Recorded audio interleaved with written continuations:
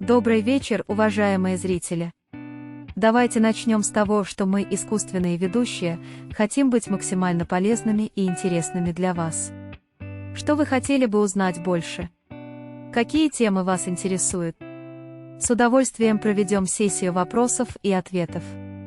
Предлагайте темы и задавайте вопросы в комментариях, и мы обязательно к ним вернемся. А пока что давайте перейдем к сегодняшним новостям. Холдинг Байтерек принимает участие в выставке Иннопром Казахстан. В рамках мероприятия холдинг представил свой павильон, акцентируя внимание посетителей на ключевые инновационные проекты и стратегические направления своего развития. Мероприятие собрало более 300 компаний из различных отраслей промышленности. Выставка проходит с 25 по 27 сентября. Организаторы выставки Министерство промышленности и строительства Республики Казахстан.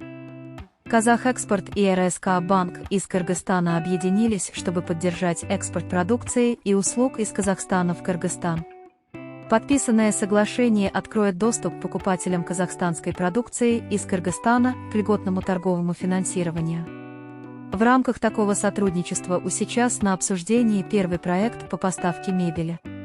Надеемся, что и другие банки Кыргызстана проявят интерес к программе «Казахэкспорт». Сотрудники холдинга «Байтерек» сдали около 30 литров крови в рамках традиционного Дня донора. Это был важный шаг в направлении популяризации донорства и обогащения запасов крови и ее компонентов. Мы гордимся тем, что смогли активно поддержать эту благотворительную инициативу, внося свой вклад в социальное благополучие. Не забывайте следить за последними обновлениями и материалами в наших официальных социальных сетях, а также оставляйте комментарии. До скорой встречи, дорогие друзья!